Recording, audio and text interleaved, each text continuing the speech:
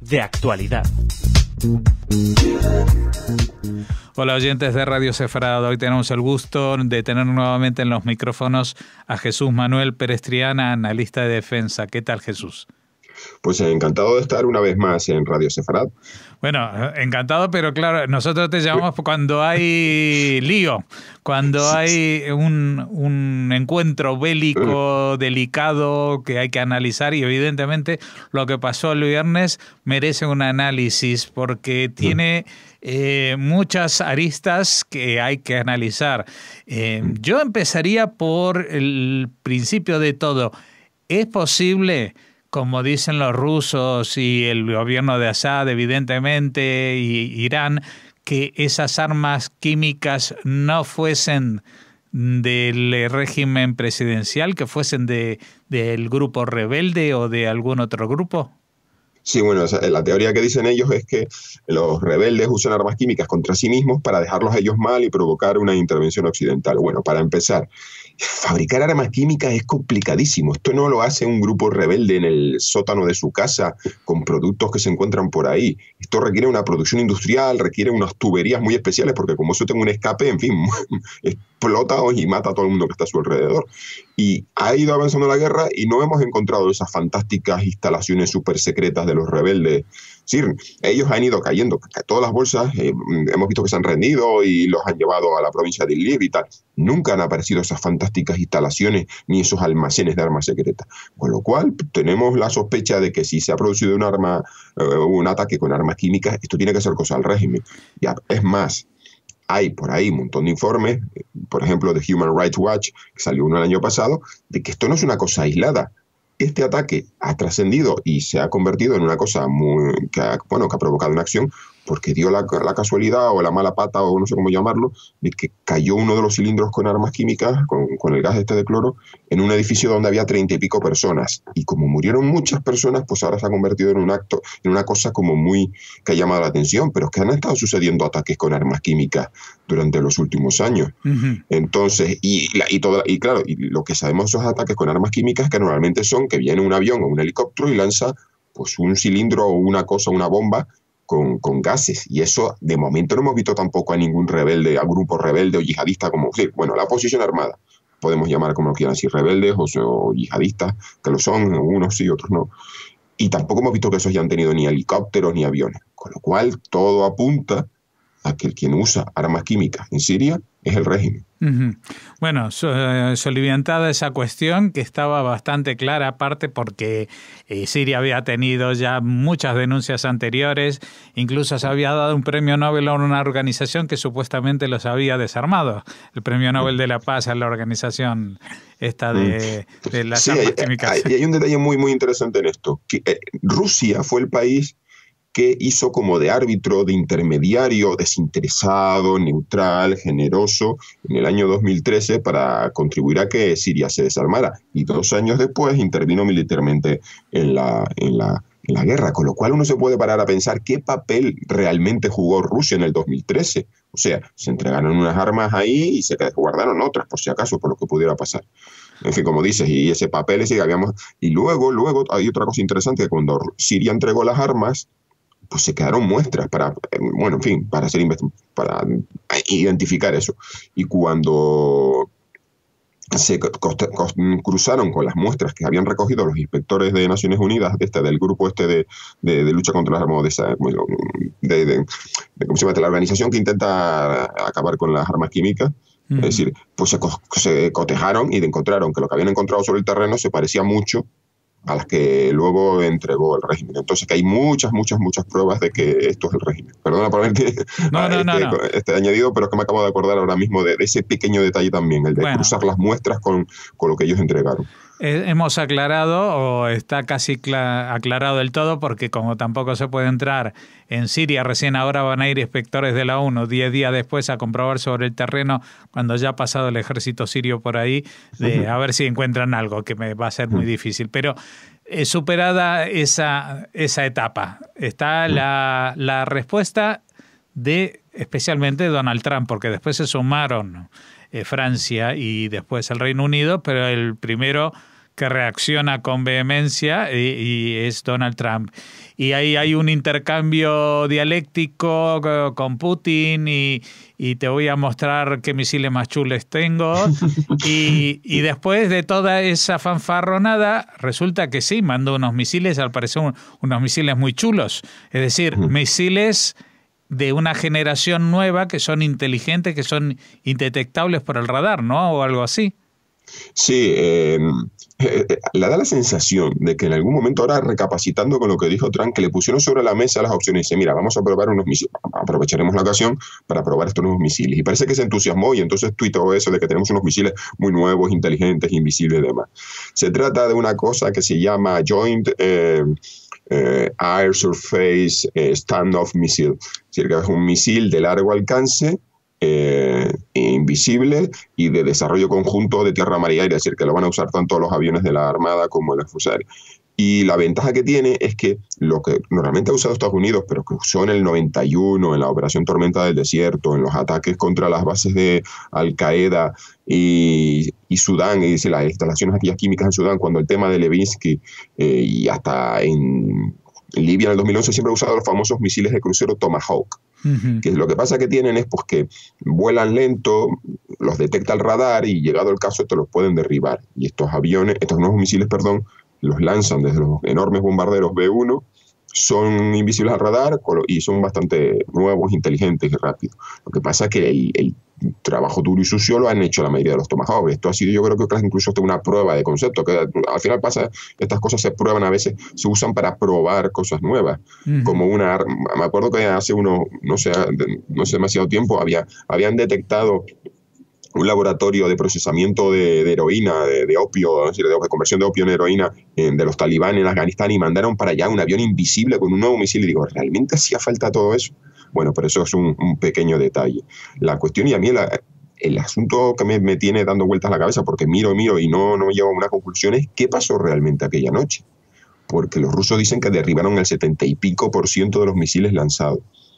El Pentágono dice, por el contrario, que ninguno de sus misiles fue derribado. Y si uno mira, los objetivos fueron muy limitados. Solo fueron 3 instalaciones vinculadas con el programa de armas químicas del régimen de Sirio. Uno es unas instalaciones de I+D, como unos laboratorios de investigación que estaban muy cerquitas de Damasco, y los otros 2 son unos almacenes. Entonces, y ahí ya está la cuestión y ahí entraremos en la política. ¿Cómo de serio fue este ataque si miramos los resultados? Si sabemos que encima, como Trump se dedicó a telegrafiar, pues eso es una expresión de boxeo, telegrafiar tus golpes, anuncias con demasiada anticipación lo que vas a hacer y el otro reacciona. Es decir, desde que Trump dijo en Twitter que iba a ir a por los rusos y que iba a atacar, imaginen lo que habrá pasado en Siria. Al personal, a los ingenieros, a los científicos, a los expertos en armas químicas de Siria les habrán dado vacaciones anticipadas. Las armas más avanzadas, más secretas y los proyectos y todo, pues habrán hecho copias de disco duro, se habrán llevado los ordenadores, habrán metido las armas más estratégicas y más importantes en camiones y habrán salido corriendo, y lo que se atacó el sábado pues eran o edificios vacíos o edificios con cosas de importancia menor. Y la pregunta entonces aquí que hay que lanzarse es ¿qué está pasando realmente? Si esto ha sido un ataque de cara a la galería, si ha habido acuerdos con Rusia bajo cuerda, o qué es lo que estamos viendo. Porque tampoco lo creo que... Es decir, puede uno intuirlo, pero no tenemos certezas absolutas. Claro. No, a mí personalmente me suena que hubo un acuerdo bajo cuerda con Rusia, no sé si por la cantidad de misiles derribados, pero seguramente para prevenir una escalada contra Rusia, decir, bueno, nosotros primero vamos a bombardear tales y tales instalaciones porque allí no había nadie, no hubo ni un muerto ni un herido. Es algo sorprendente que en una guerra como la de Siria, donde cada día se producen por lo menos un centenar de muertos civiles que no tienen nada que ver, pues en este caso con un bombardeo a esta escala, pues no se produjera ni un solo herido que haya trascendido. Y lo segundo es que me imagino que parte de lo que Rusia le habrá dicho a Estados Unidos, esta es una suposición mía, es decir, vale, vosotros bombardeáis para que quede constancia de vuestra protesta, pero ojo que nosotros os vamos a derribar algunos para demostrar que los misiles, los sistemas antimisiles que les vendimos a los sirios sirven para algo. Porque esa es otra, porque hasta ahora creo que son los S-200 o los S-300, no sé si tenían tan alta eficacia, ¿no?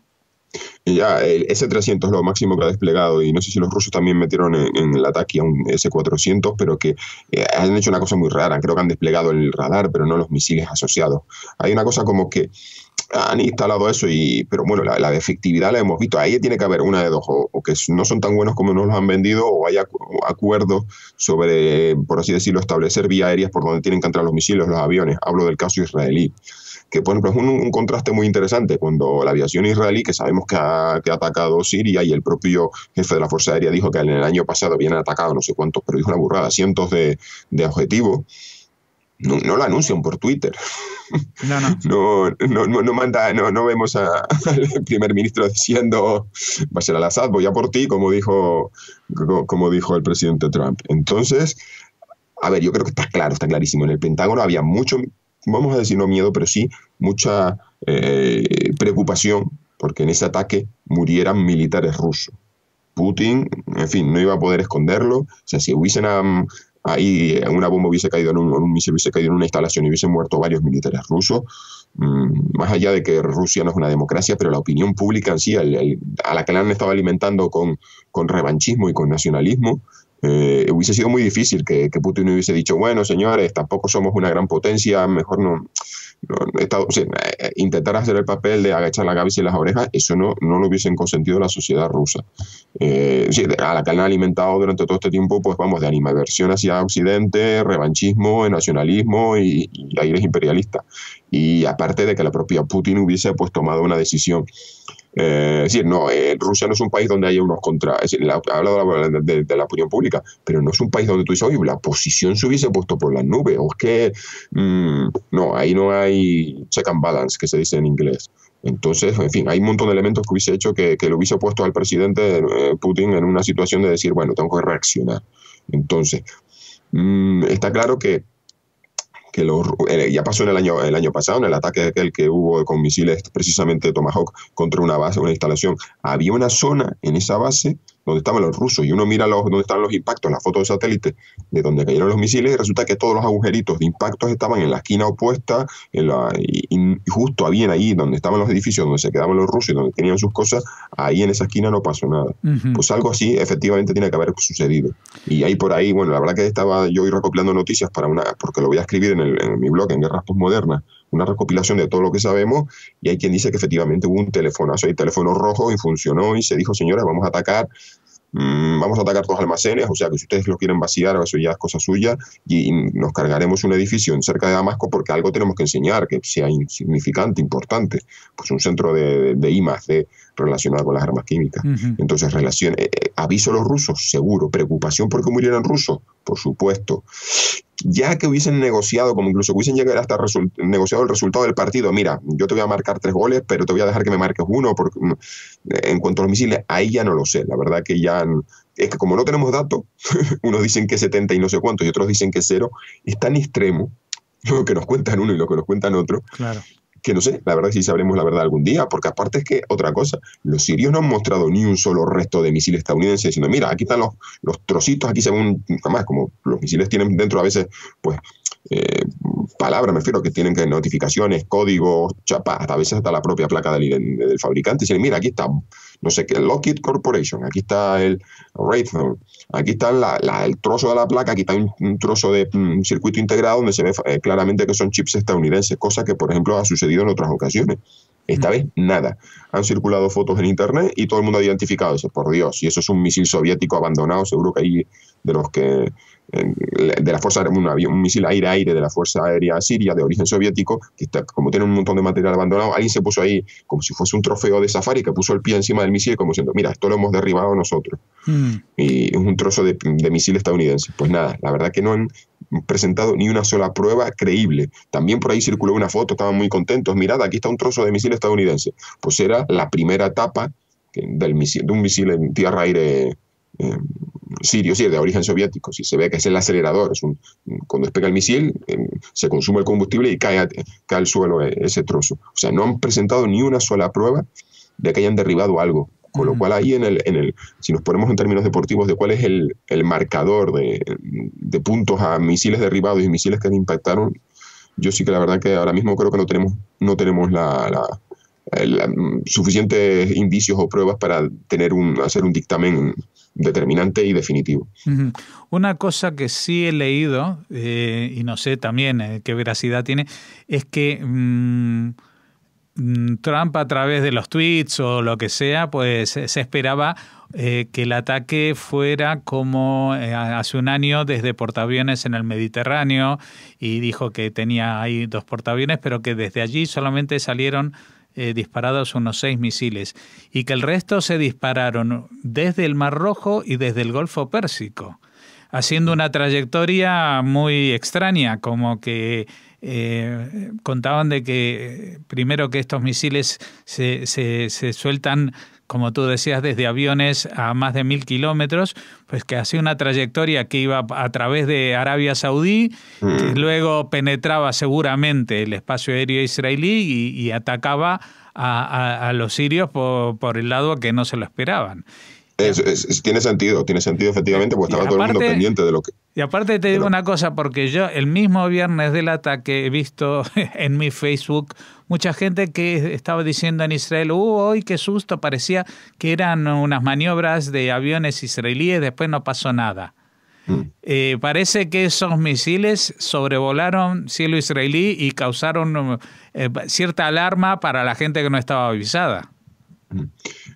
Vamos a ver, es curioso, en las redes sociales hay mucha gente que está pendiente de servicios que cogen la información de los aviones y del transponder que va comunicando, soy el avión tal, voy en esta altitud, este vuelo, y entonces tú tienes en tu ordenador delante de un mapa que parece un controlador aéreo y vas viendo todo el tráfico aéreo. Lo puede ser como un mapa enorme que puedes hacer zoom, y entonces hay aficionados a los temas militares que se pasan, yo no sé cómo lo hacen, la verdad, me imagino, bueno, esos servicios tienen un sistema de alertas, tú puedes poner aeropuertos, puedes poner matrículas de aviones, total, que durante los jueves y viernes hubo un tráfico enorme de aviones cisterna procedentes de Estados Unidos y del Reino Unido hacia el Mediterráneo oriental. Y estábamos todos pendientes de algo evidentemente estaba pasando. Luego, el viernes por la noche, como fue el ataque de la noche del viernes al sábado, empezaron a aparecer ahí aviones de guerra electrónica, aviones e incluso drones con sistemas ópticos de largo alcance. O sea, están dando vueltas por alrededor del Mediterráneo y enfocando a estos objetivos dentro de territorio sirio, porque su alcance son sistemas que detectan cosas a cientos de kilómetros. Pero efectivamente, si todo el mundo estaba pendiente de la acción en el Mediterráneo, los aviones que lanzaron estos famosos misiles nuevos, invisibles al radar y muy avanzados, despegaron de Qatar. Y otra cosa, porque está dentro de lo que cabe, fíjate que hemos hablado hemos discutido la posible o no eficacia de los sistemas rusos. No hubo ni un solo avión que sobrevolara a suelo no, espacio aéreo sirio. Todo. ¿Por qué se dispararon misiles del Golfo Pérsico, Mar Rojo y demás? Son misiles de largo alcance. Ahí nadie se acercó al peligro. Y estos propios bombarderos B-1 también despegaron de Qatar y lanzaron un misil. ¿Que sobrevolaron espacio aéreo israelí, jordano, iraquí, sirio, saudí? Posiblemente.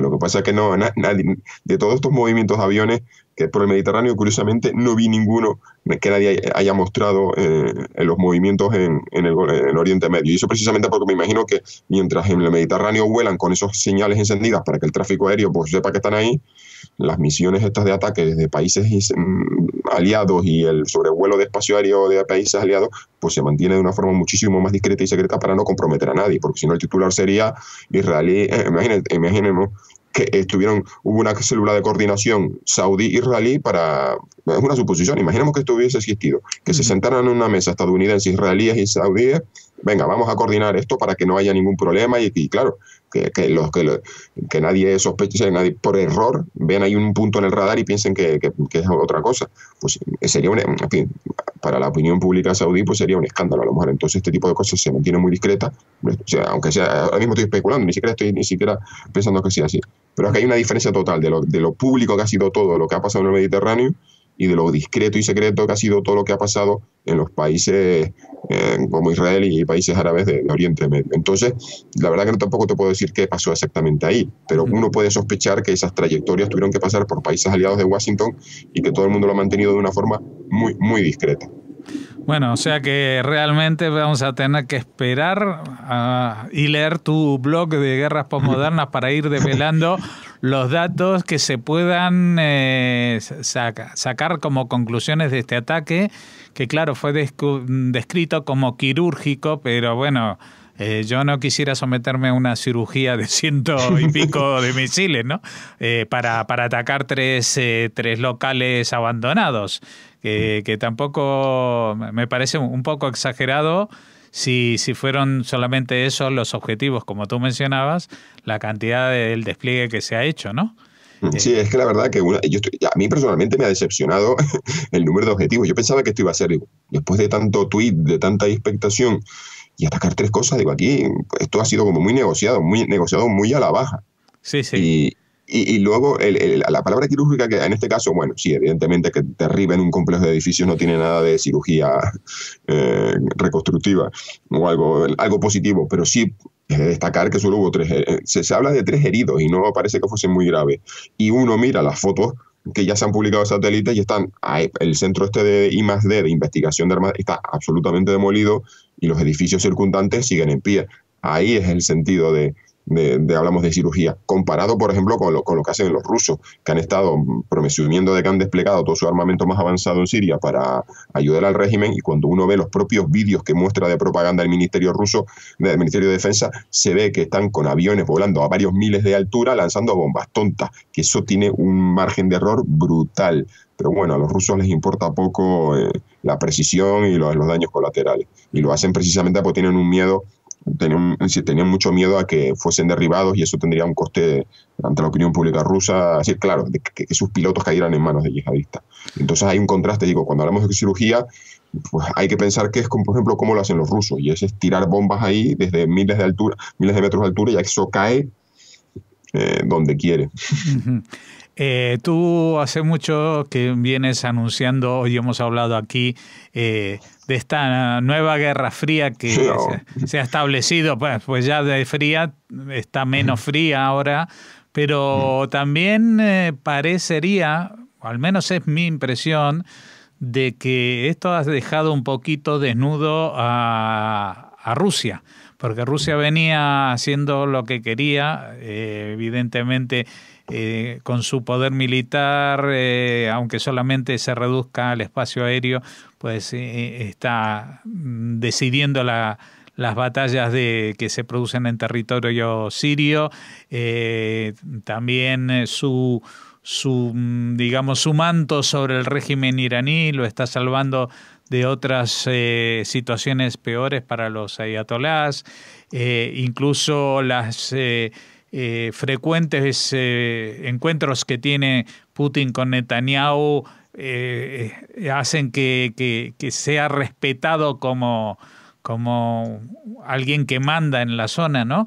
Pero después de este ataque se ve un poco que el rey está desnudo, que... Bueno, eso, a ver, hemos hablado hace poco, hemos hablado durante esta conversación de que se nota que ha habido una negociación. Y eso ya para Rusia es una victoria. Es decir, es una cosa que además lo hemos visto muchas veces, por ejemplo, en el caso palestino-israelí, o incluso el conflicto árabe-israelí.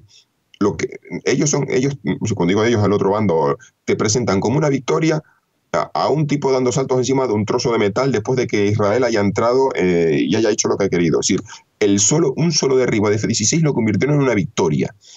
Y su mensaje era: aquí estamos, hemos resistido. Dice, bueno, pero si Israel ha conseguido sus objetivos, que ha sido limitar la presencia iraní, en este caso es igual. Ellos están vendiendo, han intentado derribar a Bashar al-Assad. ¿Tú dices, han intentado derribar?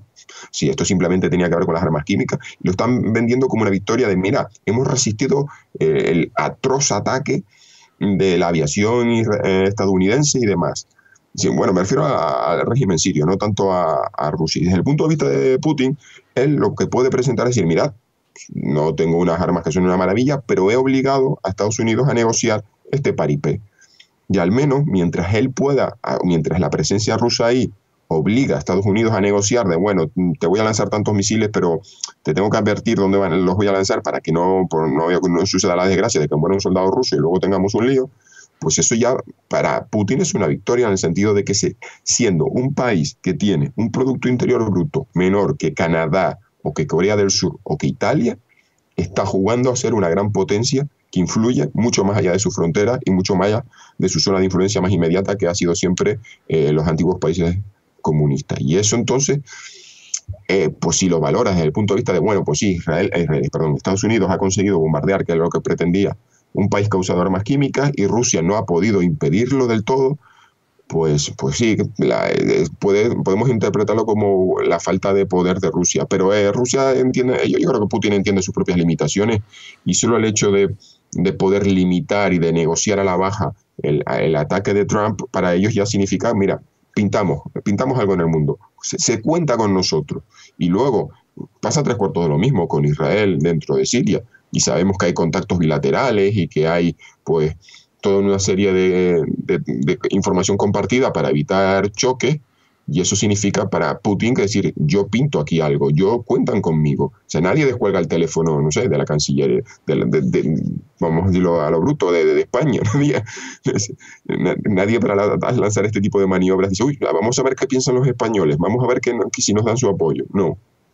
Cuando a un país hay que descolgar el teléfono y llamar con el canciller para negociar estas cosas, significa que cuenta. Y eso creo que es cómo lo plantea Putin. Y hay otra cosa, las armas que usa Putin, en este caso de desinformación y propaganda, que hayamos tenido que empezar la entrevista hablando de si esto fue realmente, si está siendo cuestionado el asunto de las armas químicas, que si esto fue un ataque de falsas banderas, porque las redes sociales están llenas de artículos y de blogs y de gente retuiteando y compartiendo cosas que, si uno tira del hilo, llega en última instancia a Hispan TV, a Russia Today en español, y hay una cantidad de personas de ultraizquierda, ultraderecha, simpatizantes de Putin y simpatizantes bueno, en fin, de eso que del presidente Bashar al-Assad, porque lo consideran un bastión contra el sionismo.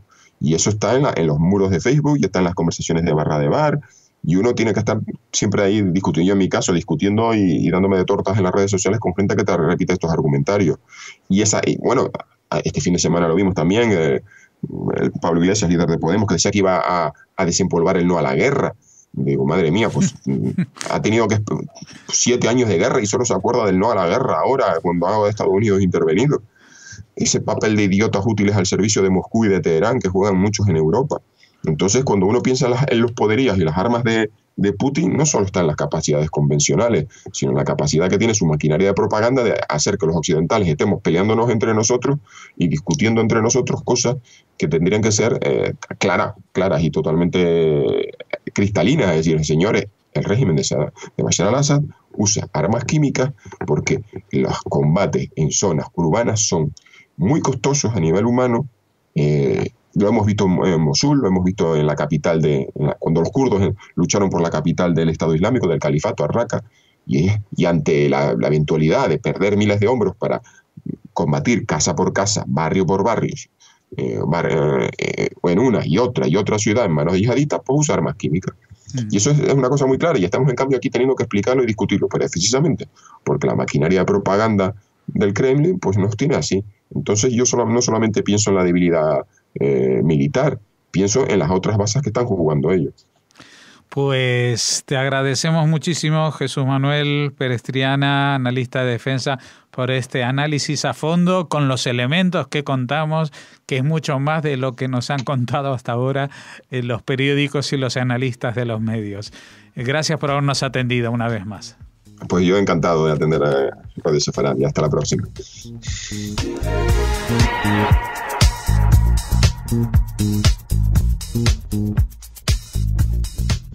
Thank you.